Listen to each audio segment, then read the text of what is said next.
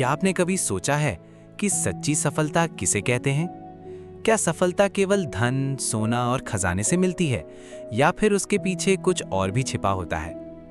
आज की कहानी एक ऐसे युवक की है जिसने अपनी दया, ईमानदारी और निस्वार्थ सेवा से वो सम्मान पाया जो बड़े-बड़े धनवान भी नहीं पा सके।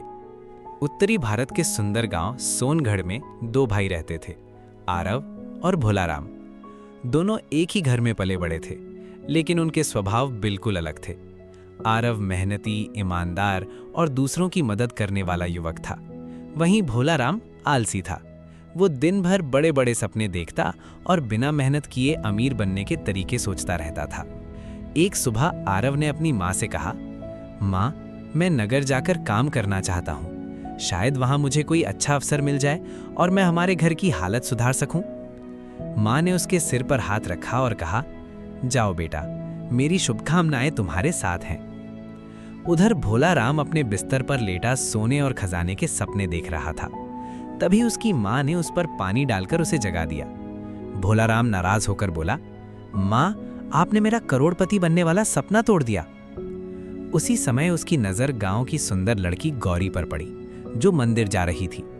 भोलाराम उसके सामने जाकर खड़ा हो गया और बोला, गौरी, आज तो तुम किसी स्वर्ग की अप्सरा जैसी लग रही हो। गौरी ने गुस्से में जवाब दिया, पहले कोई काम धंधा कर लो, फिर शादी के सपने देखना। लेकिन भोलाराम नहीं माना। तब गौरी ने अपनी चप्पल उठा ली। ये देखकर भोलाराम अपनी जान बचाकर भाग खड़ा हुआ। इधर आरव नगर की ओर बढ़ रहा था। रास्ते में उसे एक विशाल बरगद के पेड़ के नीचे एक बीमार वृद्ध दिखाई दिए। उनका नाम हरिदत्त था। आरव ने पूछा, बाबा, क्या हुआ आपको? हरिदत्त ने बताया, बेटा, मैं कभी राज्य का मंत्री था, लेकिन एक दुष्ट दरबारी दुर्जन ने मुझ पर चोरी का झूठा आरोप लगाकर मुझे महल से निकलवा दिया। अब मैं बीमार और बेसहारा हूं। फिर उन्होंने एक रहस्य बताया। राजमहल के बगीचे में एक दिव्य स्वर्ण अमृत फल उगता है। यदि मैं वो फल खा लूं तो मेरी बीमारी ठीक हो सकती है। आरव ने तुरंत उनकी सहायता करने का निर्णय लिया और राजमहल की ओर चल पड़ा। जब वो महल पहुंचा तब वहां चिंता का माहौल था। महाराज वीरेंद्र कई दिनों से लापता थे। महारानी और राजकुमारी अनन्या बहुत परेशान थी। आरव ने हरिदत्त की पूरी कहानी सुनाई। उसकी दयालुता देखकर महारानी प्रभावित हुई और उसे राजबाग से स्वर्ण अमृत फल लेने की अनुमति दे दी। आरव फल लेकर वापस हरिदत्त के पास पहुंचा। हरिदत्त ने फल खाया और कुछ ही समय में उनकी तबीयत ठीक होने लगी। अगले दिन आरव को फिर राजदरबार बुलाया गया।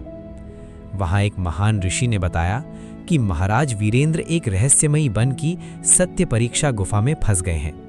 ऋषि ने कहा, सौम्य, उस गुफा में कोई भी प्रवेश कर सकता है, लेकिन बाहर वही लौट सकता है जिसका हृदय पूरी तरह निर्मल हो। यह सुनकर पूरे दरबार में सन्नाटा छा गया। तभी ऋषि ने आरव की ओर देखकर कहा, शायद इस कार्य के लिए सबसे योग्य व्यक्ति यही है। आरव ने तुरंत महाराज को बचाने का निर्णय लिया। उधर भोलाराम ने यह सब सुना तो उसने सोचा, यदि उस जंगल में कोई खजाना मिला तो मैं अमीर बन जाऊंगा। इसलिए वो भी आरव के साथ चल पड़ा। अगली सुबह दोनों भाई रहस्यमयी वन की ओर निकल गए। जंगल के भीतर उन्हें एक अद्भुत फूलों की घाटी दिखाई दी। वहां हर फूल में कोई ना कोई जादुई शक्ति थी। भोलाराम ने एक चमकदार नीला फूल तोड़ लिया। जैसे ही उसने उसे सूंघा, उसे जोर जोर से हंसी आने लगी। अचानक वो हवा में उड़ने लगा। कुछ देर बाद वो एक झाड़ी में गिरा और बड़ी मुश्किल से बच पाया। आरव ने उसे चेतावनी दी, भैया, अब इस जंगल की किसी भी चीज को मत छूना। दोनों आगे बढ़े और एक विशाल पेड़ के पास पहुंचे।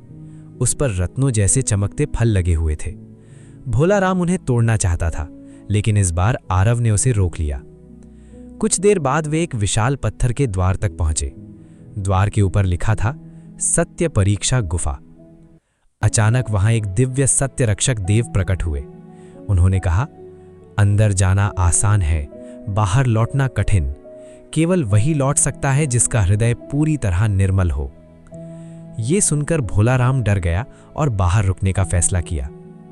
आरव अकेले गुफा के भीतर चला गया। अंदर उसे 3 रास्ते दिखाई दिए। हर रास्ते पर सोना, हीरे और खजाने चमक रहे थे, लेकिन आरव का ध्यान केवल महाराज को खोजने पर था। आखिरकार उसे महाराज वीरेंद्र दिखाई दिए। उनके पैरों में जादुई जंजीरें बंधी थीं। महाराज ने आश्चर्य से पूछा, तुम कौन हो? आरव ने पूरी कहानी सुनाई और बताया कि पूरा राज्य उनकी प्रतीक्षा कर रहा है। तभी सत्यरक्षक देव वहां प्रकट हुए। उन्होंने कहा, महाराज इन जंजीरों से इसीलिए बंधे हैं क्योंकि उनसे अतीत में एक बड़ी भूल हुई थी। तभी आरव को हरिदत्त की कहानी याद आई। उसने बताया कि कैसे हरिदत्त को झूठे आरोप में दंड मिला था। ये सुनकर महाराज को अपनी गलती का एहसास हुआ। उन्होंने सिर झुका लिया और कहा, मुझसे बहुत बड़ी भूल हुई है। सत्यरक्षक देव बोले, अपनी गलती स्वीकार करना ही सच्ची महानता है। फिर उन्होंने आरव से पूछा, यदि तुम्हें एक वरदान मिले तो तुम क्या मांगोगे? आरव ने बिना सोचे जवाब दिया, मैं अपने लिए कुछ नहीं चाहता, बस महाराज और हरिदत्त को न्याय मिल जाए। ये सुनते ही पूरी गुफा प्रकाश से भर गई। सत्यरक्षक देव मुस्कुराए। अचानक महाराज के पैरों में बंधी जादुई जंजीरें टूट गईं। रक्षक देव बोले, अब तुम दोनों स्वतंत्र हो। आरव और महाराज गुफा से बाहर आ गए। भोला राम खुशी से उछल पड़ा।